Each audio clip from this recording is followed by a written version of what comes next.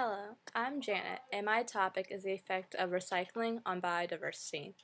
I believe that my research will show that the more you recycle, the greater the biodiversity, because the fewer animals dying due to population waste and the less plants and producers being used to make material things for humans if we recycled actually. My research in the journal articles I read showed me mixed reviews actually. In many places across the world, like the United Kingdom and the United States, show that the materials in landfills were recycled and the land restored by using bacteria and other plants to break down pollution. And if we restored the lands and replanted native species, we could actually increase the biodiversity of certain species like birds in the United Kingdom that were on the endangered red list, showing that recycling can indeed increase biodiversity. Also, another experiment done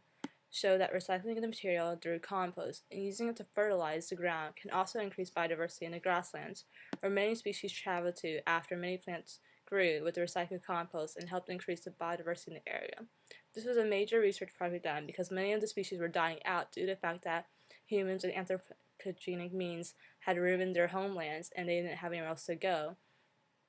Not only did recycling have a major impact and effect on the biodiversity on land, it also had a huge impact on biodiversity in the oceans. Recycling materials leading to the decrease of pollutants of the air, water, and land led to less ocean acidification, which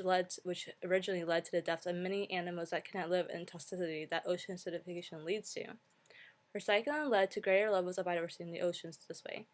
Many articles supported my beliefs that recycling would increase biodiversity, except for one experiment I read about where the lack of recycling led to greater biodiversity as certain animals took advantage of the plastic in the oceans to have an entirely new food source that they had no competition for because their stomachs could digest the plastic, separating these albatrosses from other albatrosses.